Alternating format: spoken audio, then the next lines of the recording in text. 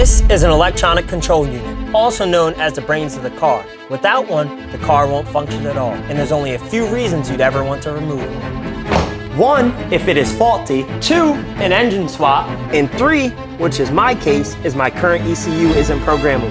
And a turbo Civic without a tune is asking for a blown engine. And after all the hard work we've been putting into this car for almost an entire year, that's the absolute last thing we want. And I'm really nervous, guys, but it's time to start preparing for what is our most important modification yet.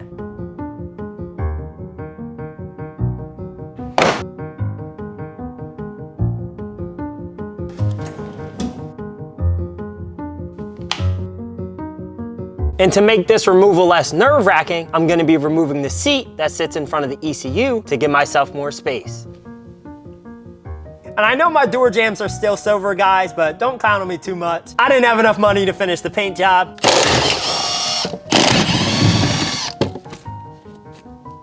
All right, guys, we got the 2 front mounting bracket bolts out, and now we just have to get the 2 rear. And I also think there's a wire under here. And it doesn't help that I have my glove compartment hanging out and down because it's preventing me from moving the seat up as far as I need to get these 2 rear mounting brackets. I also think there's a little cover here that's hiding the bolt. So try to pop this off without a trim tool. All right, got the cover off. I'm surprised why there wasn't any covers in the front one. Maybe somebody lost them. This car did have 260,000 miles on it before I got it, so you never know what people could have did to this car. All right, 1 bolt left to go. One thing that does help though is I have my back seats removed, so I have tons of space in the rear of the car. Damn, whew, just lost my hearing on taking out that bolt. My stubby really does the job. All right, all the bolts are out, so now we can try to lift this thing up and see what wire is still holding it down.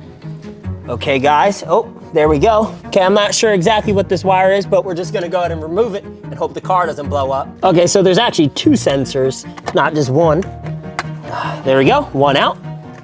Oh, yeah, that popped right off. So now we can try to pull this seat out with the little room that we have. Oh, okay, oh, whoa, something is still connected. Okay guys, so unfortunately, I wasn't able to figure out how to remove this seat. There's still lots of wiring holding this thing down. So my best bet is to just leave it tilted up like this, but it still gives us more room. So If you can't do this, how are you gonna get the ECU out?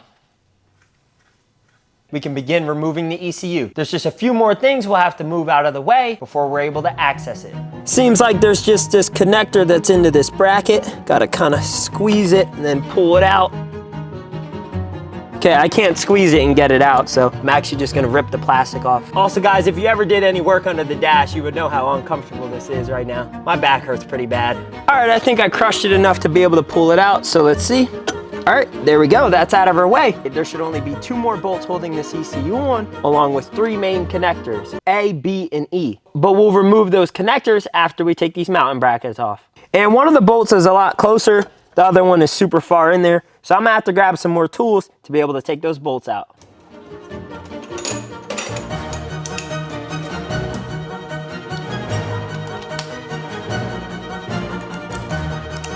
All right, I hooked it up to the bolt. Let's try to take it off. Oh, wow. So now I'm gonna see if I could fish the double socket I got going on here, both 6 inches, and with a pretty long, deep socket. You know, I usually have trouble getting it on stuff when I'm going that deep in. Oh, but I got on it, cracked it loose.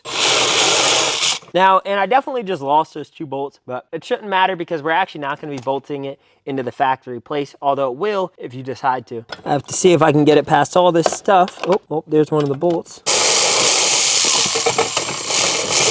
Okay, so it turns out it actually wasn't all the way off. I think there's a nut on this back one. What the heck? And I tried removing the ECU for some time, but it doesn't seem to budge. So I'm actually gonna try to take out these connectors first so I can give it more of a harder tug and hopefully come out of its position. And we have to remember to be really careful before removing these connectors because one wrong move and we'll be waiting weeks for a replacement. I don't think this is the safest way to do things. Oh, all right, there we go, 1 connector off. 2nd connector out, just 1 more to go. Last one is always the hardest. Oh, whew. All right, finally got that last connector out. And now we should be able to move it out from its position, although that's still not happening either. So we're gonna have to spend some time figuring out why this ECU won't come out, guys. We just removed everything that was preventing us from accessing the ECU, and now we have a clearer look of what we're dealing with. And if we can't get this ECU out of here, then we won't be able to tune it. Okay guys, so I actually just looked in there with the light, and I realized that there's one more bolt holding this on. So I'm gonna zap that off real quick, and this thing should come right out. Oh. This bolt was really hard to find because it's jammed all the way in the back. Okay, you can see the ECU just moved position, so, oh, there we go. It's coming out, guys. And even though we got all the bolts and the connectors off, the ECU still isn't coming out, guys. It seems like we have this black wire that's on the bottom that's still preventing us from pulling it out. But it seems like if I just unclip this black wire from one of the brackets, it'll give us the clearance that we need. And I'm not gonna lie, guys, it definitely took me and my brother about 5 minutes of pulling all the wires out the way and really trying to yank this thing out of here because there's so many things blocking it. But we finally got it into a position where I should be able to pull it out myself. So let's try it. And there we go, guys, the factory ECU is out. And this thing looks super whack compared to the new ECU that we're about to put in. So let's check the new one out and get ready for installation.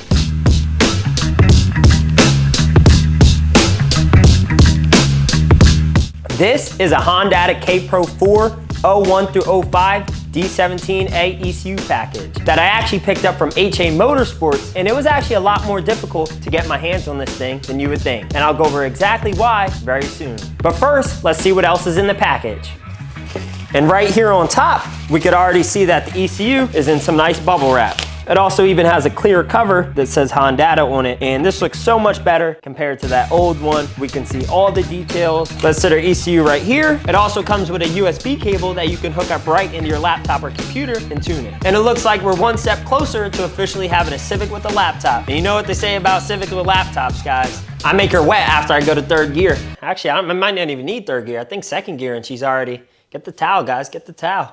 This is an 02 through 04 RSX ECU with the new installed K-Pro. And now that we went over what's in the package, let's get ready for the installation. And when you're doing something where every move counts, you have to make sure you read any directions that are inside the package. And I already see a paper right here that seems to be giving us some, so let's see what it says. And while my brother is reading the directions, if you remember earlier, I said it was a lot harder getting my hands on this package than you may think. And that's because production for this product doesn't happen that often because there's not a high demand for it. And when I came across it, there was only one left in stock. And one thing about this package is it's $1,300. And it wasn't in my budget at the time, but with there only being one left, I was left with no other choice. But it doesn't stop there. I also had to pick up this signal converter harness because the D17's cam and crank signals aren't compatible with this RSX ECU. So you solve that by either getting a Honda D17 cam gear or this signal converter harness, which modifies the signal to make this ECU compatible. But now that my brother is done reading the directions, we can go ahead and put this ECU in. For Civics that use a wideband sensor, you need to move 2 wires to activate the rear O2 sensor. If you have OBD2 disabled and do not need to use the secondary O2, then it's not necessary to move the wires. But obviously we don't have OBD2 disabled. It would be pretty stupid and unreasonable to disable the OBD2, so we're not going to be doing that. So most likely we're going to have to end up moving those 2 wires. Unless we opt to just run a fuel-air ratio gauge instead and add an extra relay for it. And now we got the ECU all set up. As you can see, we have our extension harness right here plugged into our connector A, which is white, and then plugged into the ECU, and then these ones just plug straight in, which are B and E.